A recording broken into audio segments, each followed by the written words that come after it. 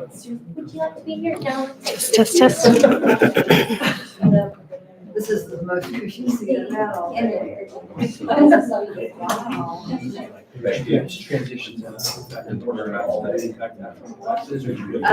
just depends on what the day is. It was 90 on Monday, so we had morning, and then we'll have middle school try to meet tomorrow.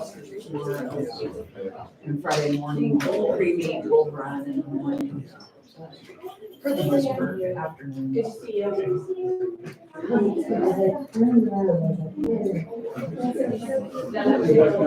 I think we'll just.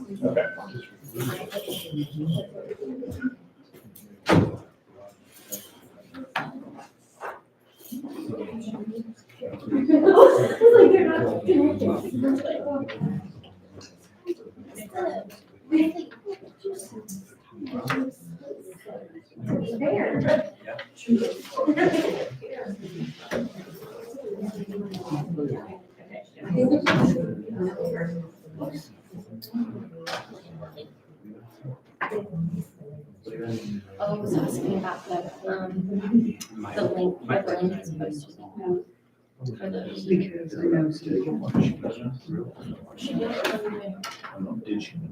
No, I'm not sure that's supposed to just. Except for when you think somebody did it, but you don't know. Yeah. I just.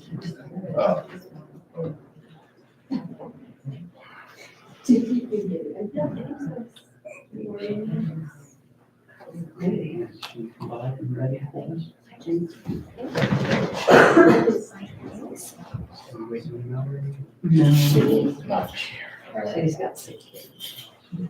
Yes. I believe that COVID is still on. I know, I talked about timing.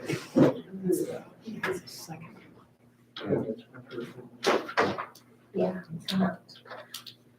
All right, well, I know we last met about 6 weeks ago, so at that time, I know you guys had a lot of documents you want to hold and wanted a chance to review some stuff, maybe you hear about the budget and other stuff. I wanted to kind of turn over to you guys to see kind of where you're at, or what you want to discuss this evening. Yes, absolutely. I'm going to, I guess, lead since Mallory's not here. So, first of all, thank you for being flexible about when to meet. Apology, we couldn't make it work last week. We do appreciate that quick turnaround once we had the documentation that you guys were, willing to meet. I guess I just want to say that, like, I'm very impressed with this process about people both supporting in person and online, and the board's willingness to share documents and help us understand. Obviously, I didn't get a degree in school finance or any of those types of things, but we're trying to work through asking those questions so we can understand our position better and make sure we're doing due diligence on behalf of our bargaining unit, but also, like, we're all community members together and we all care about our schools and our teachers. So that's an important thing to note as well. One of the hindrances to us sort of moving forward in this process is our understanding of what the numbers were that we were dealing with. And so some of the amounts that we had weren't kind of lining up. Not saying there's anything wrong there, just trying to understand, like, how did we have this and where does this money come from? So my understanding is that for increased wages for teaching staff, the money can come from the general fund it could come from the LOB, and it can come from a COLA allowance the state has said that we could do if we chose to increase the mill rate. Those are the places where raises can come from. Doesn't mean to say we're going to utilize them, but that's the three areas where it can come from. In our initial offer that we received, when we started this process, we kind of, the budget had been worked through, and the offer that we were presented was, that's our best offer and that's what we can do. And we were understanding where the money was coming from. So specifically to the LOB, when the offer for $1,500 to base was made, that LOB calculation was at $137,000 on June 7th. And since that time, we just confirmed on September 12th that the LOB fund is $266,000. Just curious if the board wanted to make an adjustment based on that difference and what your thoughts were. Would you want to kind of talk through kind of that timeframe? Sure. What went by and how that number has evolved and where the numbers start from and where they end? So your LOB is based on a percentage of your general fund. Whatever that percentage may be, anywhere from 0 to 33%. So initial numbers are what we get from when KSD does their typical run of, okay, if nothing changes, you have this many blank students, as well as the increase to the per pupil point that we've been able to increase every year. When you see that increase, dollar amount per student, that is then just adjusted to your general fund numbers, and then it's that percentage of that for your LOB. So between your initial run numbers and then when the budget was voted on by the board, you've got a different percentage based on whatever that raise of your general fund will be. And so the total increase, as you said, is $265,578 in the LOB compared to last year. So that would be that percentage based on that, how we came up with that between the shift in June, when we're working on very many assumptions of the new money per pupil, and then to where the budgeted amount is when we finalize that, and when the board then votes to make that budget live or the working budget for the next fiscal year. That makes sense. Okay. So now that the calculation has been confirmed, the 1,500 was based on that 137. So now that there's been an increase, how does that money get spent? So the increase into the LOB? Yeah. Yeah, so we have approximately between the 450,000 plus the extra 200, about 700,000 new dollars, give or take. About 705,000. Yeah, 705,000 new dollars, based on the increase for student per pupil of 8. That was, we talked about, okay, the $450,000 into the general fund. Yeah. The board's offer at that time overspent that by approximately $550,000. About 100,000. About $100,000 overspent that. So any remaining LOB money is going to go to any sort of increase we might see in any costs we might have through the year, whether that be fuel, whether that be textbooks, all those pieces of things. That would give the district, figuratively out of a $12 million budget, a working of $150,000 extra dollars throughout the year. So any sort of things that would come up, that would go to the added cost that the district would be taking on from various different pieces. So, and maybe I'm not understanding this, but so when the offer was made at the beginning, all of those factors existed, and that was the offer that was on the table. And then that LOB became a different amount, that happens with calculations. So, but now that the difference, which is the difference between that, which is 129,000, that's going to be used for buffer costs, is that? But you didn't know that you were going to be able to use that before, because that wasn't in existence when we talked to them at the beginning. And I might be understanding this wrong, but I'm just trying to, I don't think that's a wrong statement by any means. Yeah. I think the board looking at what they trying to take all the new money possible and get that to employees, figured a percentage for custodians, bus drivers, and teachers. And then overspent the new money, knowing that we'd have some LOB money as a buffer. If that makes sense. and so you knew that you would have some LOB money as a buffer when you thought it was 137,000.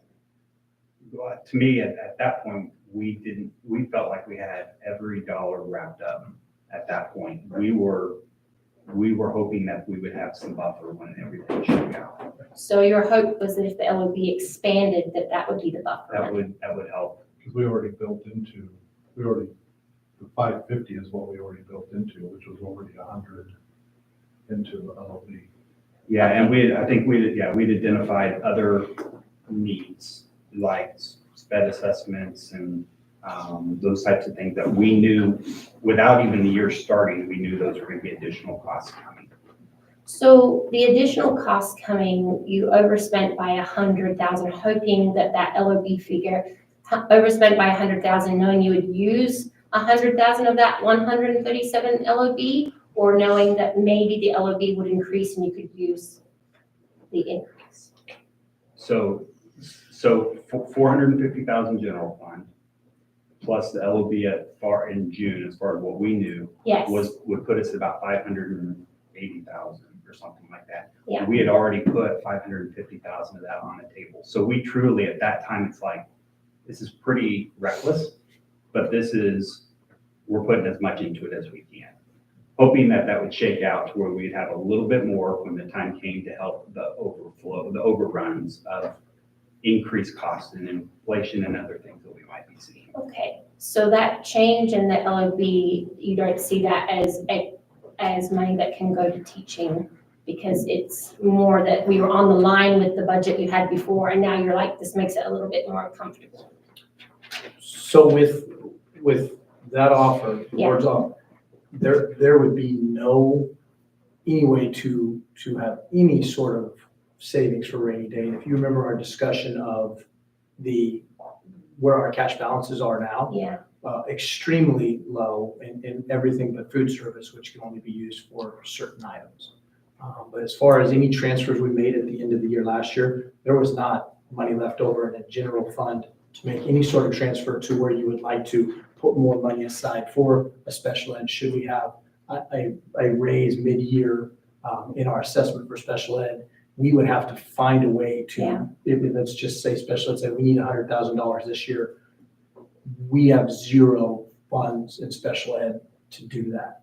So you're talking about some critical shifts to a budget. Our cash balances are severely low by pretty much anybody's standards. And yet the board has said, we want to make sure we are trying to keep pace.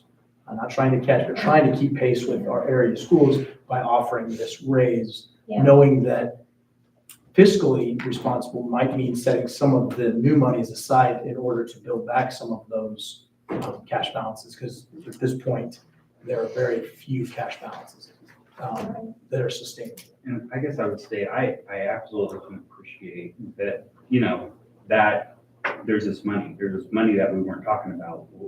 That should be right there, money that can be spent. And I do get that just viewing that would seem like that's the case. I appreciate you saying that. Yeah, I mean, because no, you're I not appreciate crazy hearing or that. anything. Yeah. We get that. Yeah. Here's our biggest challenge, and we talked about this in the past, our economies in this school district is different than economies in other school districts. We're down 60 heads, which translates into roughly $300,000. So the strain on the school district is a little less as far as fewer pupils in the building, but that also puts strain on everything else, because if we had another $300,000, we're done. We've got everything we need. But the reality is we're dealing with what limited resources we have. 60 students this year, but we're looking at our money is based on the last 3 years. Right. So even if next year they take this year into account, we're still looking at the past 2 years. So we don't necessarily have to use this year's numbers.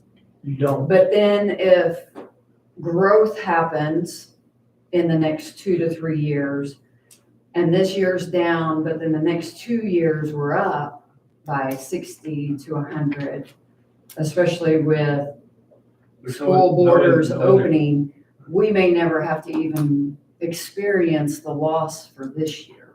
so, and that's a great point.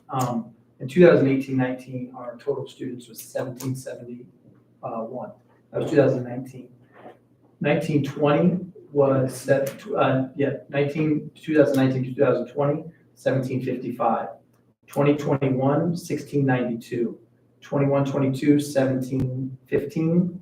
2023, 1714, and 2024, 1708. So we are in the average of our last 3 years, which the highest point would be 1715.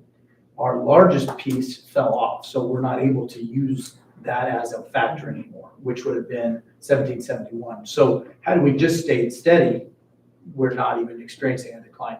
The new monies we're getting now are because of the legislative package for the students that had a higher per pupil that continued to ramp up. Had we not experienced that, had that base state aid stayed the same, we would have been looking at a total loss of those students, if that makes sense. The new monies we're getting are based on the state aid formula increasing, And it increased by 5%. 5%, give or take, yeah. And you're absolutely right. We do know that we hope to see an increase in enrollment, and we won't get that until the next year. But that helps us plan going forward, that with new students comes new money. But I don't know that we can feel all that comfortable that we're gonna see growth in the next 2 years. Because, I mean, yes, there is Panasonic, but there's a lot that has to happen before we can see any kind of growth as a result of that. And all of the numbers that we got from the survey or the assessment that we did, three years ago, was gonna show that we were gonna be decreasing in enrollment year after year after year. So that's in the back of our minds as well, is that we're looking at decreases, at least, probably for the next couple of years. Until we get some housing, we will struggle to do that. And I know it's a large misconception that we talk about in Eudora all the time, is we're a growing community. In some ways we are, but we're not growing necessarily in students at this point. We hope that will increase. And we know that the open borders may change some of that next year. But predominantly right now, we're a birth rate in the county. We're graduating larger classes of seniors than we are bringing in this kindergarten.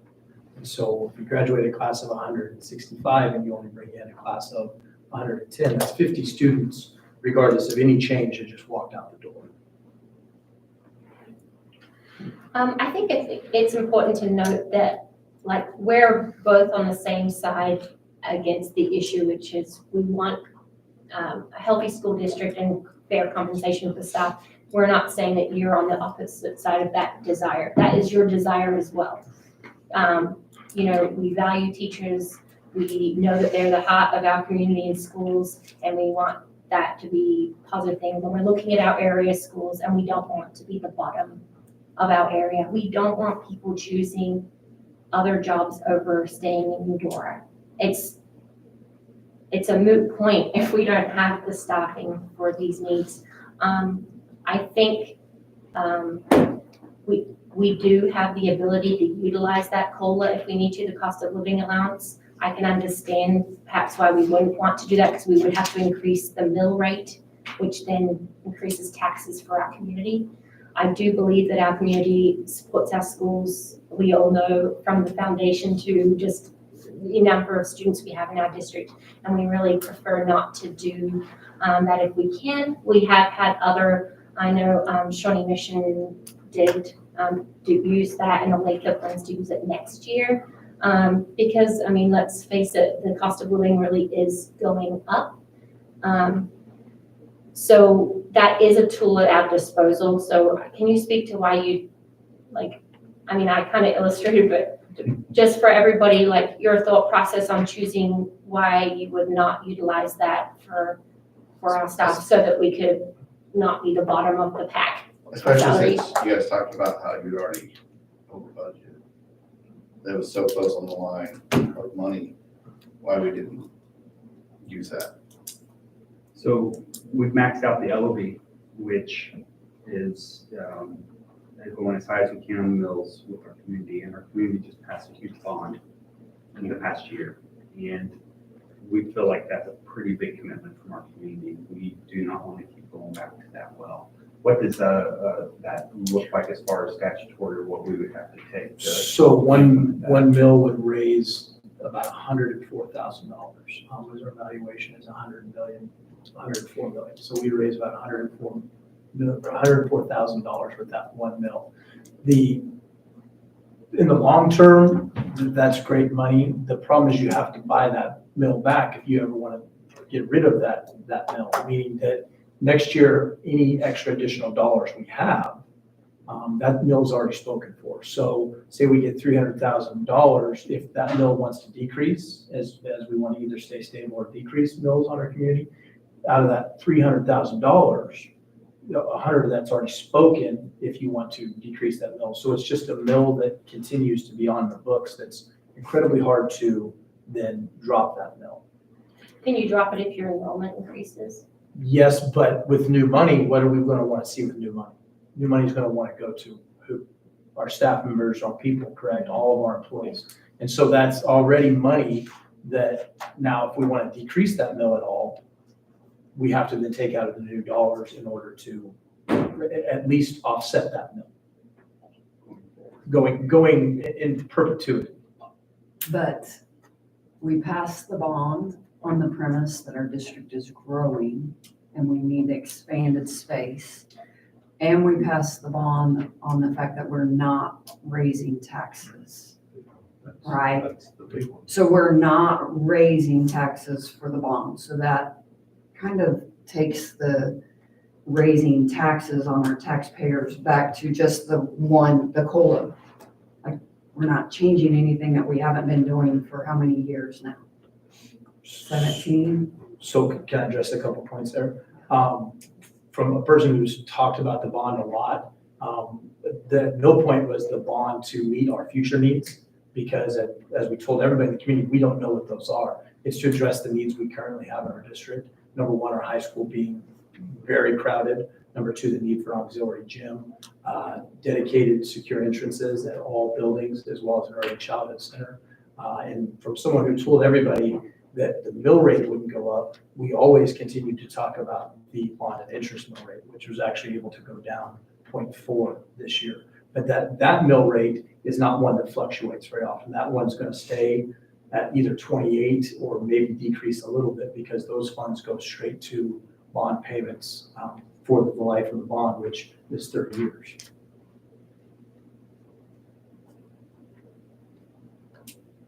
But yes, as a board, I would say that the board will not entertain any further tax increases at this point.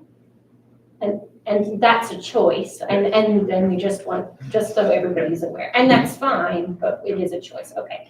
So- It's a choice, but it's also a value that we as a board have placed on the community that we're not going to do that. Right, And to say to the community, we're not raising taxes with this bond, but then to come back with a raise in taxes for COLA, just seems like it's bait and switch to me in some regards.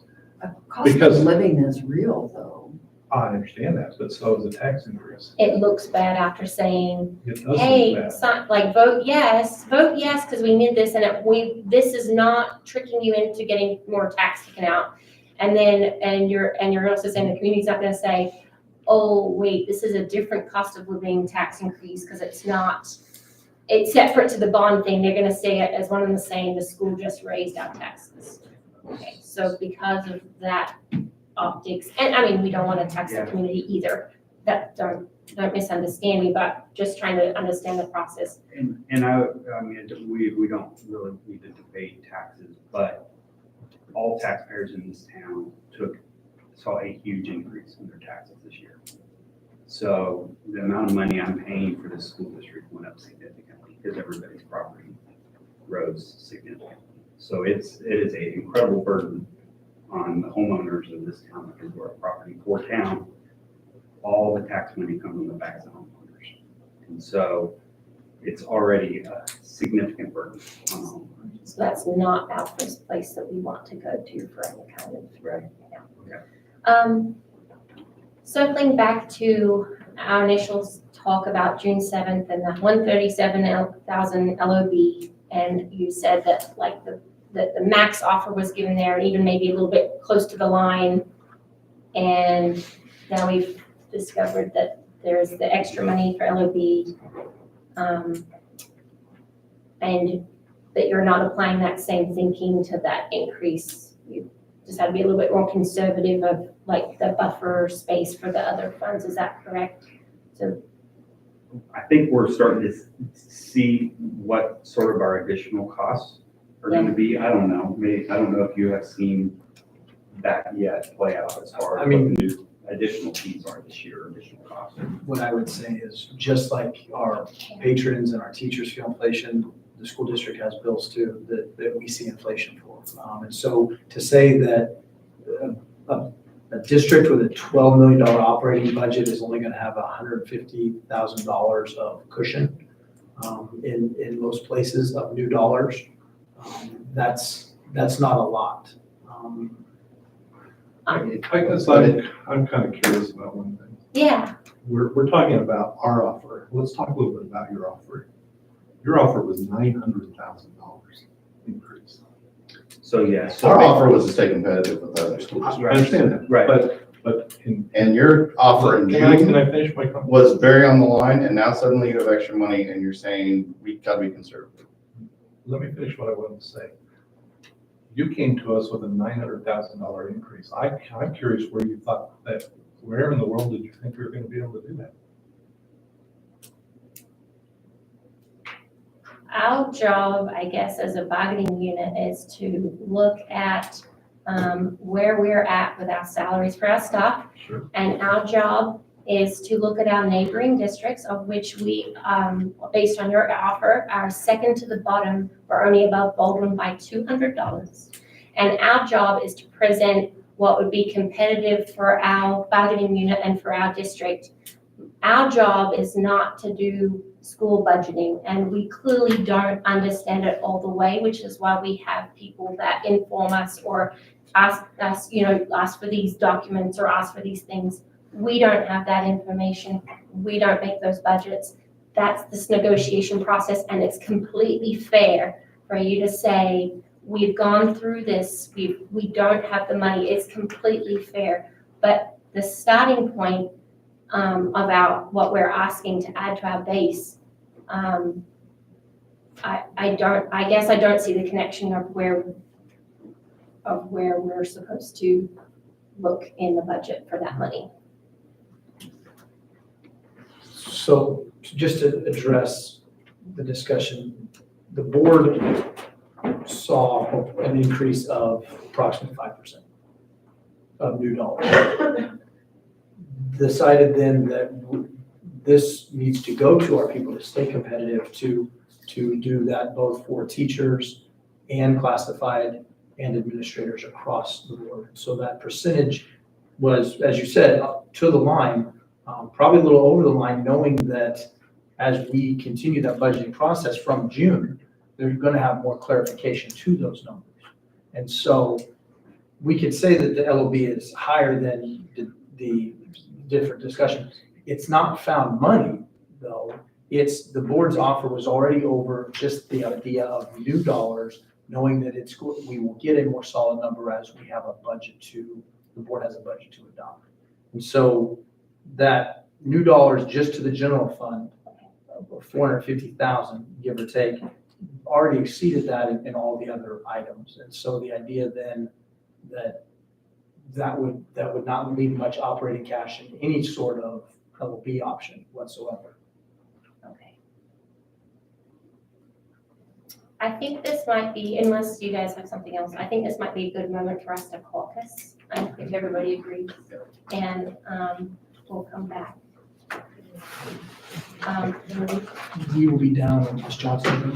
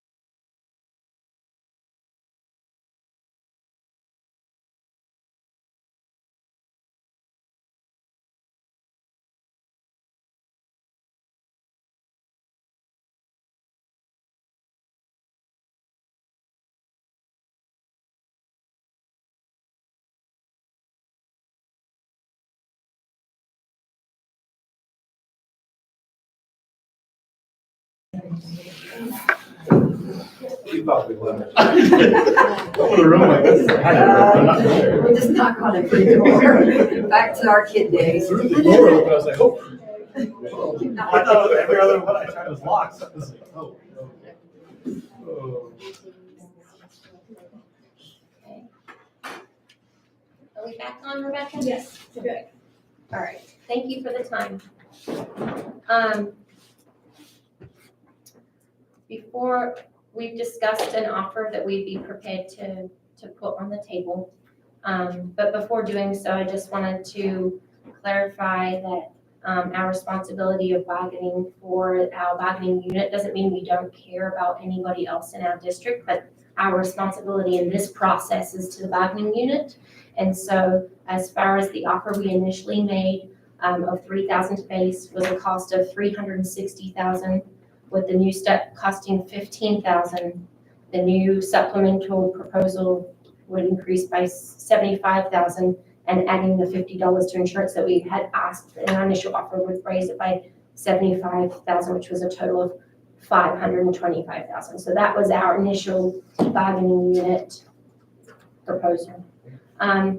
What we are prepared to put on the table is we both acknowledge that there is a $129,000 increase to the LOB from what we talked about in June. Dividing that by our bargaining unit would, and adding that to your initial offer would make an increase to base of $2,540. We would accept the board's offer on insurance. We'd be willing to launch a committee for the supplemental, starting with the work that we've already done. And we've already agreed in past meetings about that the extra step would be doable. So we're asking for $2,540 to be added to base, and that can be paid for either by the $129,000 increase to the LOB since our first meeting when your offer was made, or you could use the cost of living allowance. Either way, obviously it's not preferable to use the cost of living allowance with the mill increase, but that's what we're here to put on the table. Can I just clarify on the insurance? You said our offer on the insurance? Leaving it the way it is. Okay. Yeah. Okay.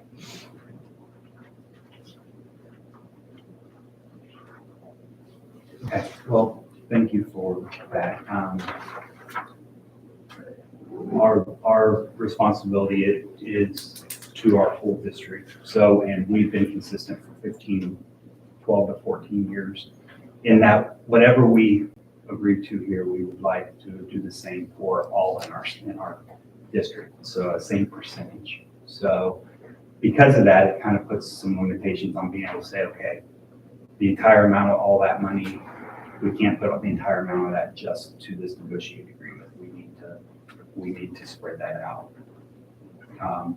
So we wouldn't be able to afford going to 2,500 and be able to pay the rest of our staff at that same percentage, if that makes sense. Percentage increase that would be for our teachers would be at a level that we wouldn't be able to match that for the rest of our staff. And as a board, that's not something that we've ever done or intend to do this year. So if that makes sense. So we have discussed it. We will at this time agree that we will increase the base to 1,700. That would account for roughly $24,000 to $25,000 that would go towards our teachers. There'd be about an equivalent amount, though, of investment that would have to go towards the rest of our staff in order to realize that same percentage increase. And so that would be over $50,000 more in investment that we would be making in salaries for our district. And again, while we are right at that line, this pushes us kind of beyond what the board as a whole is comfortable with, but we want to get this done. We strongly desire to get this done. We would love to do the 2,500. It will not be financially feasible this year in order to do that. So at this time, we appreciate the opportunity to do a committee for the supplemental schedule. Appreciate the other things that we've worked on and agreed to, including adding the additional row, which we think is very beneficial for special ed veteran teachers. 1,500 though, up to 1,700 is going to be the max that we'll be able to offer this year. When you say that it's 5% across the board, so like the admin salaries go up 5%, the classified, like their individual salary goes up 5%? Correct. So I'm sure you're probably aware that in our sliding scale thing, it doesn't work that way for teachers. So what would your raise be, Angie? 3.67, At what amount? 1,500. Can you walk through how Amy I adds guess. that in and does that? Sure, I mean, as far as how we figured out Skyward, we figure whatever the addition is to the base. And then she's able to push that across, and then whatever the total percentage is what the percentage is that both are classified and admin get. So if it works to 4.46 or whatever that is, it isn't per person. It is, these dollars are added to the base. So some teachers, it's not the same percentage Yeah. raise as others. The teachers also have their yearly step down to be factored into that as well. Now, we don't, when we add that on the base, but that is an additional thing. So if I'm at 1,700, plus my step could be 650, is added to that. But that's not I mean, everybody looks different on that. My percentage actually goes down when I move down. The extra money you get goes down percentage-wise. Longevity, When more money is added to your salary, the well, not percentage. the 200, not the 1,700, but at the 1,500, like moving down a step actually, Can tell you what the Decreases. 1,700 is right now okay. on this calculator. Right, it would decrease, but overall your increase from one year to the next is increasing.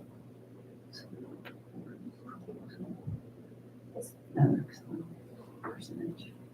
Yeah, but this is I was changing it, see this one where you can change the percentage. Yeah, so if you do that, where are you at here? I'm in the no man's land. 3.34. 3.6. Let's go down. We're just using it like we have an Excel workbook where we can change the money offered and it shows us in the columns how the percentage changes. And we can see depending on what money is offered, what the percentage of base it is, or if it's a 5%, And I think equitable for teacher-wise, it is to apply that money to the base doesn't mean that everybody's going to be in an energy situation. There may be teachers in different situations. Yeah, but you guys kept saying 5% across the board. Those were your words, 5% across the board. And now you're saying each person's not getting 5%, they're getting different percentages. You're getting roughly a percentage or close to 5%, or if you round this way, it's 5%. But all we kept hearing was 5% across the board. So going back to that, all new monies, which is approximately 5%, will be applied. So if you look at what we're putting on the base, whether it be 15 or 17 plus step movement, is approximately 4.46, almost 4.5. That is true, it's not exactly 5, but it is on average about 4.46. That's at 1,500 plus step movement. Or actually, that's not even the step movement, that's just 1,500 is about 4.46. Adding step down as well as the additional dollars offered will probably bring that pretty close to 5, but not in every situation. You're correct. And the board, I don't know that's ever applied percentage to each individual teacher more equitable on putting dollars on the base.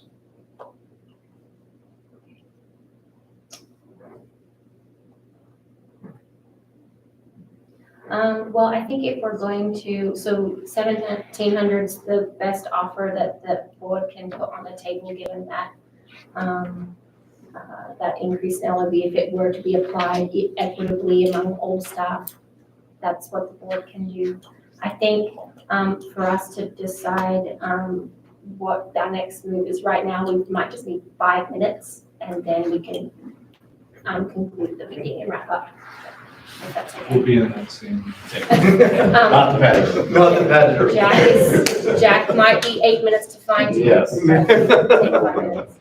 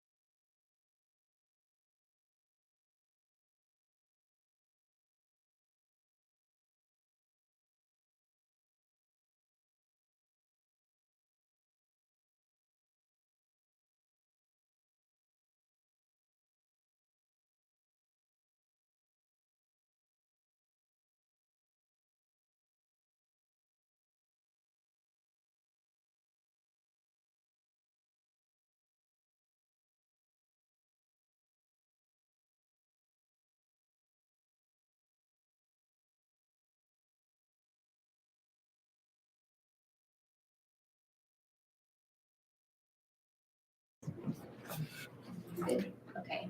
All right, thanks again. I wish that we could take turns removing ourselves from the room so it would feel more equal, but nonetheless. We like the exercise. Okay.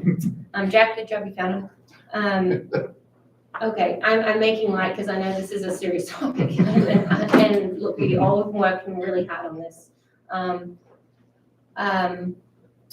We've reviewed what you had to say in the offer. I guess where we're coming from is that we're not asking you to decrease any of the funds that you had planned for. When we met June 7th, we're not asking you to pay any administrators less or classified staff less. We're not asking you to change anything to your budget. We've identified that change in LOB and several ways to pay for the increase. And so if your final offer is the $1,700, then we believe that we need to move to impasse. We would agree, and we intend to next week at our board meeting, we will move forward with approvals for pay raises for all staff that's not on a negotiated agreement, but we do not want that piece of it to be held up from impasse. So impasse is not going to be fun, and there's a lot of steps that we go through that is ultimately going to bring us back to the same point. You know, it's just kind of uncovering all the facts that we kind of all of us have come to. Ultimately, impasse is not going to lead to any different outcome. And we certainly don't want to get to the point of a unilateral contract. But that would be what would happen after impasse and once we've gone through all of those steps. So we would love to make this happen so that folks can get paid sooner rather than later. But we can assure you that once going to impasse and beyond will not change the outcome of tonight. So we're sorry we can't do better than that, but we did want to give you a heads up that at our board meeting next week, we will be moving forward with the increases for the rest of the staff. Based on the $1,700 offer. Yeah, the percentage that equates to. It may not be a flat 5%, it's just whatever that percentage amounts to. I'm just because the board is always, whatever that percentage is of the base is always added that, made that the percentage of the raise for both classified as well as the admin. It's never been a different percentage there. So. Okay.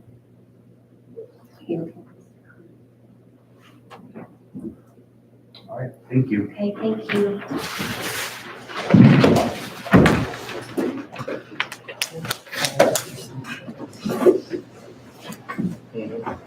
Yeah, I figured that.